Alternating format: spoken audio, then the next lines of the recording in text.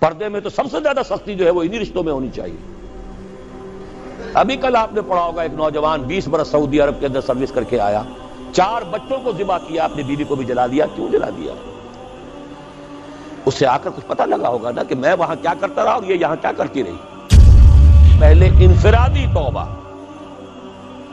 یا ایھا الذین آمنوا توبوا الی اللہ توبۃ نصوحا۔ اپنی زندگیوں میں دیکھیے کیا چیز خلاف اسلام ہے، کاروبار میں، معاش میں، دکانداری میں ملازمت کر رہے ہیں تو کوئی غلط چیزیں استعمال کر رہے ہیں، کوئی رشوت لے رہے ہیں، کوئی لوگوں کو پریشان کر رہے ہیں، کوئی سودی لین دین ہے، سود کے اوپر کاروبار کیا ہوا ہے۔ دیکھیے پوری طرح باریک بینی کر کے اپنی معاش اور معاشرت کو پاک کریں، تب توبہ ہوگی، ورنہ نہیں۔ آپ 1000 دانے کی تسبیح لے کر بیٹھ جائیں، استغفر اللہ ربی من کل ذنب واتوب الیہ، وہ توبہ نہیں ہوگی۔ توبہ ہوگی حرام خوری اور غلط کاموں کو چھوڑ کر۔ الا من تاب وآمن وعمل عملا صالحا فاولئک یبدل اللہ سیئاتہم حسنات۔ اور یہی سب سے مشکل ہے۔ مسلمانوں کو جوش میں لے کر باہر لے آؤ، گولیاں کھانے کے لیے وہ اپنے گریبان کھول دیں گے۔ اپنی زندگیوں میں تبدیلی کرنا یہ سب سے کٹھن۔ اپنے عیش کو منغص کرنے کے لیے تیار ہونا، اپنے کیریئرز، اپنے کاروبار، اپنی سہولتیں، اپنے عیش، اس کو مسجد تو بنا دی شب بھر میں، ایمان کی حرارت والوں نے، من اپنا پرانا پاپی ہے برسوں میں نمازی بن نہ سکتا۔ ختم نبوت کی تحریک ہو یا نظام مصطفیٰ کی تحریک ہو، چھاتیاں کھول کر لوگ وہ گولیاں کھانے والے کون ہوتے ہیں؟ عام طور پر عوام الناس، جوش میں، جذبے میں۔ رنگیلا رسول کے اوپر قتل جس نے کیا کون تھا؟ ایک ترخان، ایک کھاتی، ان پڑھ، وہ تو جذبہ ان کا ہے جو جوش میں آ جاتا ہے۔ تو سمجھ لیجئے اس بات کو، انفرادی توبہ سے بات شروع ہوگی۔ افراد کے ہاتھوں میں ہے اقوام کی تقدیر، ہر فرد ہے ملت کے مقدر کا ستارہ۔ ہے کام کٹھن، پھر کہہ رہا ہوں، اپنی ذات پر اپنے گھر میں اسلام نافذ کیجیے، اپنے وجود پر اپنے گھر میں شریعت کی تنفیذ ہو، اپنی معاش اور اپنی معاشرت شرعی پردہ نافذ کیجیے۔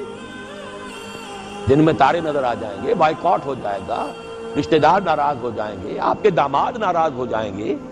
کیسے ہو سکتا ہے میں اپنی سالی کے ساتھ پردہ کروں یا میری سالی میرے سامنے نہ آئے؟ کیسے ہو سکتا ہے وہ لڑکی جو ہے دیور سے پردہ کرے اور دیور کے سامنے نہ آئے؟ جبکہ حضور فرماتے ہیں الحم کو موت۔ پردے میں تو سب سے زیادہ سختی جو ہے وہ انہی رشتوں میں ہونی چاہیے۔ ابھی کل آپ نے پڑھا ہوگا ایک نوجوان 20 برس سعودی عرب کے اندر سروس کر کے آیا، 4 بچوں کو ذبح کیا، اپنی بیوی کو بھی جلا دیا۔ کیوں جلا دیا ہے؟ اس سے آ کر کچھ پتہ لگا ہوگا نا کہ میں وہاں کیا کرتا رہا اور یہ یہاں کیا کرتی رہی۔ اس سے کم کے اوپر ظاہر بات ہے آدمی اتنا بڑا جرم نہیں کرتا۔ معاشرت ہماری بگڑی ہوئی ہے۔ آپ پیٹرو ڈالر کمانے کے لیے بیٹھے ہوئے ہیں، یہاں کیا ہو رہا ہے؟ کیا نہیں ہوگا پھر؟ آگ اور پانی کا میل ہو رہا ہے۔ تو پہلی بات ہے انفرادی توبہ، یا ایھا الذین آمنوا توبوا الی اللہ توبۃ نصوحا۔ اور میں آپ کا کان کھول کر بتا دینا چاہتا ہوں، اگر یہ نہیں تو کچھ بھی نہیں، اگر یہ نہیں تو بابا پھر سب کہانیاں ہیں۔ یہ کام نہیں کر سکتے تو پھر یہی ہے، کوئی آئے گا آپ کو واس پلائے گا، مجھے ووٹ دے دو، ہمیں ووٹ دے دو، ہم یہ کر دیں گے، ہم وہ کر دیں گے، ہم یہ کر دیں گے۔ ٹھیک ہے، آپ ان کے چکروں میں آ جائیے، آپ جو بھی چاہیے کیجئے، پیسے دے دیجئے، چندے دے دیجئے، ووٹ دے آئیے گا، ہوگا کچھ نہیں، پر نالا وہیں گرے گا جہاں 1951 سے آج تک گر رہا ہے۔ پہلا الیکشن پاکستان میں 1951 میں ہوا ہے، پنجاب کا صوبائی، اب یہ 96 ہے، 45 برس تو ہو گئے نا، پر نالا وہیں گرے گا، کوئی نتیجہ نہیں نکل سکتا۔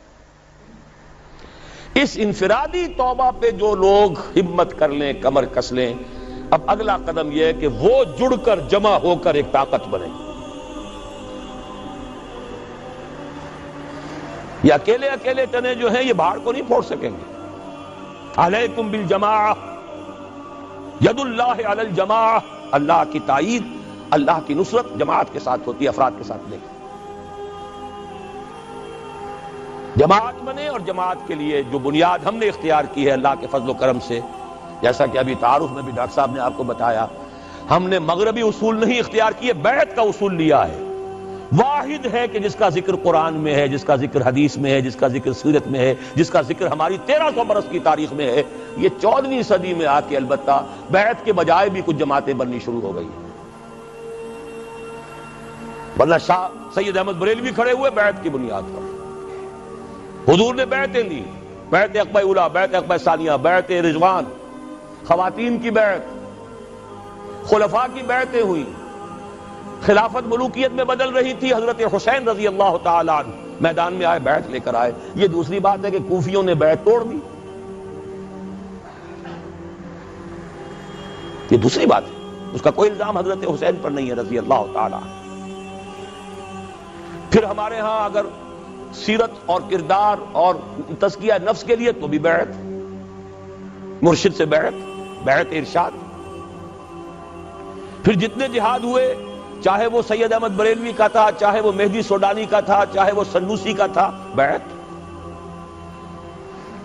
14ویں صدی کے مجدد اعظم شیخ الہند نے یہ مشورہ دیا تھا کہ فلاں شخص کے ہاتھ پر علماء کرام بیعت کر کے امام الہند مان لیں.